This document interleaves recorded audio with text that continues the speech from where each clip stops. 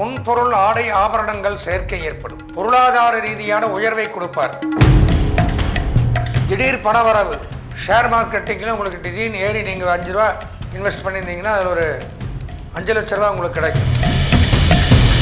குரு ஒருத்தனை பார்த்தால் வாடிப்போன செடியும் வளர்ந்துருப்பாங்க. கெட்டுப்போன ஒரு கிரகமும் நன்மை செய்யும்.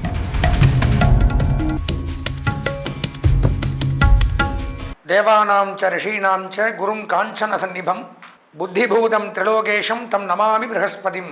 அன்பார்ந்த எங்களுடைய சித்திரை சுவாதி விசாகம் ஆகிய நட்சத்திரத்தில் பிறந்த துலாம் ராசி நேயர்களுக்கு வருகின்ற மங்களகரமான பராபவ வருஷம் 26/5/2026 அன்றைய தினம் குரு பகவானாகப்பட்டவர் மிதுன ராசியிலிருந்து கடகராசிக்கு பயிற்சியாகிறார். குரு பெயர்ச்சி. இந்த குரு பெயர்ச்சியின் மூலமாக துலாம் ராசியான நமக்கு என்ன நன்மை தீமைகளை செய்ய போகிறார், என்னென்ன நன்மை நடக்கும், என்ன தீமை நடக்கும், என்னென்னலாம் பண்ணிக்கணும் எச்சரிக்கையாக நம்ம அப்படிங்கிறதெல்லாம் பற்றி தான் இந்த பதிவில் நம்ம பார்க்குறோம். இந்த குரு பெயர்ச்சி தங்களுக்கு 10ஆம் இடம் அப்படிங்கிற இடத்துக்கு குரு பகவான் வர்றார். இவ்வளோ நாளாக 9ஆம் இடம் அப்படிங்கிற இடத்துல இருந்தார். குருவை பொறுத்தவரைக்கும் ஓடிப்போனவனுக்கு 9ல் குரு, ஆப்பட்டவனுக்கு அஷ்டமத்தில் சனின்னு வாக்கியம். இப்போ 9ஆம் இடத்துல குரு பகவான் இருக்கிறதுனால நன்மைகளே அடைந்தீர்கள். 10ற்கு வரும்பொழுது என்ன பண்ணுவார் அப்படிங்கிறத 18 சித்தர்களில் ஒருவரால் புலிப்பாணி சித்தர் அப்படிங்கிறவர் என்ன சொல்லியிருக்காருங்கிறத பார்க்கணும். 10ல் பார்ப்பான் பதவியை கெடுப்பான், 10ல் குரு பதவி பறிபோகும், ஈசனார் ஒரு 10லே தலையோட்டிலே இறந்துண்டதும், போமப்பா இன்னொரு புதுமை கேள், பொன்னவனும் பால்மதிக்கு 10ல் ஏற, ஆமப்பா ஆதிசிவன் தெருவுதோறும் அரகரா ஐயெடுத்து உண்டாரையா. அதாவது 10ஆம் இடம் அப்படிங்கிறது பொதுவாக தொழில் ஸ்தானம், ஜீவனஸ்தானம், கர்மஸ்தானம் அப்படின்னு சொல்கிறோம். 10ஆம் இடத்திற்கு குரு வரும் பொழுது பதவியை பறிப்பார். பொதுவாகவே 10ஆம் இடம் தொழில் ஸ்தானம். 10ல் குரு வரும் பொழுது எந்த கிரகம் வந்தாலுமே பதவியில் பறிபோகும். கண்டிப்பாக துளாராசிக்காரங்க கொஞ்சம் எச்சரிக்கையாக தான் இருக்கணும். உத்தியோகம், தொழில், வேலை, பிஸ்னஸ் இதில் பிரச்சனை. இடமாற்றம், தொழிலை மாற்றிக்கிறது, வேலையை மாற்றிக்கிறது, இந்த மாதிரிலாம் அல்லது செய்கிற தொழிலில் பயங்கர கடுமையான பிரச்சனைகள், உழைப்புக்கு தகுந்த ஊதியம் இல்லாமல் போகிறது. நம்ம என்னதான் விடிய விடிய கண்ணு முழிச்சு சாப்பிடாமல் கொள்ளாமல் உழைத்தாலும் நல்ல பேர் வராது. என்னத்தை செஞ்சுட்டு பெருசா அப்படின்ட்டு போயிட்டே இருப்பான். இந்த மாதிரி இந்த 10ல் குரு வரும்பொழுது தான் சிவபெருமானே பிச்சை எடுத்து சாப்பிட்டாராம் அவருக்கு 10ல் குரு வரும்போது. அந்த மாதிரி தான் இந்த பாடல் அப்படிங்கிறது உண்டாகுது. அப்போது இவ்வளோ நாளாக 9ஆம் இடத்துலேருந்து பல விதமான நன்மைகளை அடைந்து வந்தீர்கள். 10ஆம் இடத்துக்கு குரு வரும் பொழுது கண்டிப்பாக தொழில் ரீதியான மாற்றங்கள் ஏற்பட வாய்ப்புண்டு. உத்தியோக ரீதியான மாற்றங்கள், அன்றாட ஜீவனம், அன்றாட வாழ்க்கையில் கஷ்டங்கள் ஏற்படும். அதே மாதிரி பார்த்திங்கன்னா முன்னோர்கள், தெரிந்தவர்கள், பிரியமானவர்களை விட்டு பிரிய நேரிடும். இந்த மாதிரி அமைப்பை கொடுக்குறாரு. இது பொதுப்பலன். துளாராசி அப்படின்னு எடுத்தனால் குரு 10ல் வரும் பொழுது பார்த்திங்கன்னா, அதாவது உங்களுக்கு அசுர குருவனுடைய ராசி. அப்போ என்ன ஆகுதுன்னா பொன்பொருள் ஆடை ஆபரணங்கள் சேர்க்கை ஏற்படும். பொருளாதார ரீதியான உயர்வை கொடுப்பார். முன்னால் எப்போவோ ஒரு காரியம் பண்ணியிருப்போம், அதற்குண்டான ஊதியம் இப்போ வரும். திடீர் பணவரவு, பொருளாதார உயர்வு. ஷேர் மார்க்கெட்டிங்கில் உங்களுக்கு திடீர்னு ஏறி நீங்கள் 5 ரூபா இன்வெஸ்ட் பண்ணியிருந்தீங்கன்னா அதில் ஒரு 5 லட்ச ரூபா உங்களுக்கு கிடைக்கும். தொலைந்த பொருள் திரும்ப கிடைக்கும். திருட்டு போன பொருள், தொலைந்த பொருள் இதெல்லாம் கிடைக்கும்.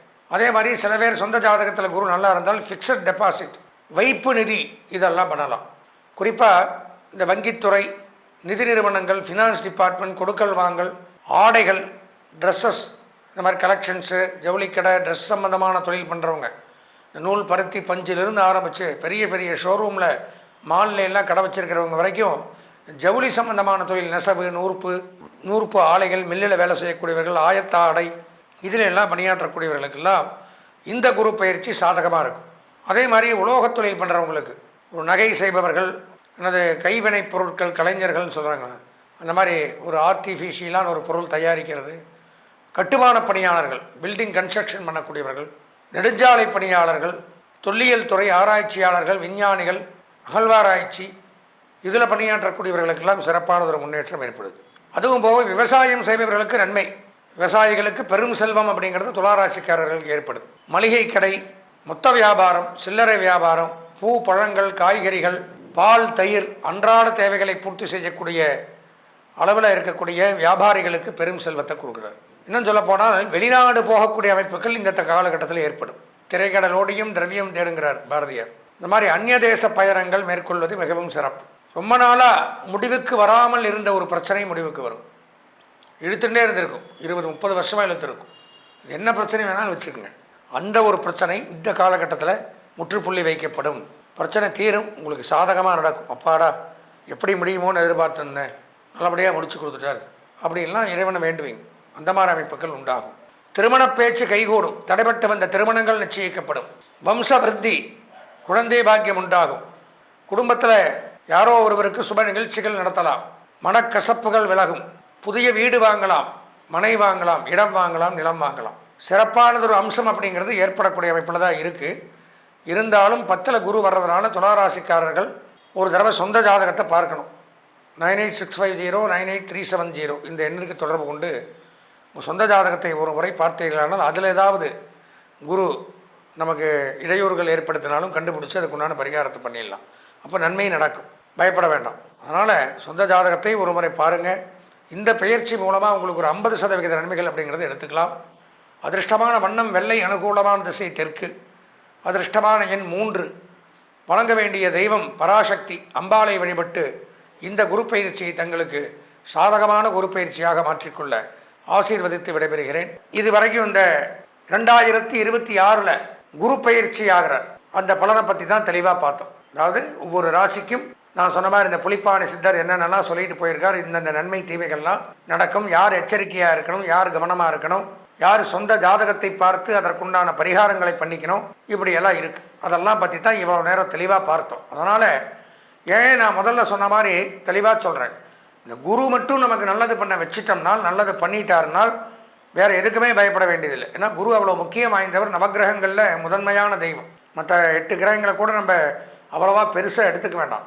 குரு பகவான் ஆகப்பட்டவர் சாதகமாக அனுகூலமாக இருந்தார் என்றால் எதுக்குமே பயப்பட வேண்டாம். அப்போ நமக்கு குரு பகவான் நம்ம கோச்சார ரீதியாக பொதுவான பலன்களில் பெயர்ச்சி ஆனாலும் அவரவர்கள் சொந்த ஜாதகத்தில் எப்போ சொல்கிறது ஒன்று தான், சொந்த ஜாதகத்தில் குரு பகவான் எங்கே இருக்கார் அப்படிங்கிறத கண்டிப்பாக இந்த கிரகங்கள் பயிற்சி ஆகும்போது அந்த கிரகத்தை பற்றி தெரிஞ்சுக்கணும். அப்போது இந்த குரு பயிற்சி டைமில் நம்ம கோச்சார ரீதியாக நன்றாக இருந்தாலும் அல்லது நன்மை அல்லாமல் மோசமாக இருந்தாலும் நம்ம சொந்த ஜாதகத்தை ஒரு முறை அவசியம், நான் சொல்கிற இந்த தொலைபேசிக்கு உங்கள் சொந்த ஜாதகத்தை அனுப்பி நன்றாக இருக்கக்கூடியவன் சரி மோசமாக இருக்கிறவங்களும் சரி ஒரு தடவை பார்த்துண்டால் இந்த குரு பயிற்சி நம்ம ஜாதகத்துக்கும் சரி பொதுவான பலன்களையும் சரி எப்படி இருக்குங்கிறத நல்லா தெளிவாக தெரிஞ்சுக்கலாம்.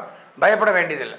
9860598370 9865098370 இந்த எண்ணிற்கு தாராளமாக உங்கள் சொந்த ஜாதகத்தை அனுப்பி வைத்து முறையாக பார்த்து குரு பயிற்சி பலாபலன்களை தெளிவாக தெரிந்து கொண்டு இனிமேல் வரக்கூடிய காலங்கள்னாச்சும் நமக்கு நன்மை நடக்குமா அப்படிங்கிறத தெளிவாக தெரிஞ்சுட்டு இந்த குரு பயிற்சி பலன்கள் உங்களுக்கு சகல நன்மைகளையும் அளிக்க வேண்டும் என்று இறைவனிடம் பிரார்த்தனை செய்து ஆசீர்வதித்து விடைபெறுகிறேன். நன்றி, வணக்கம்.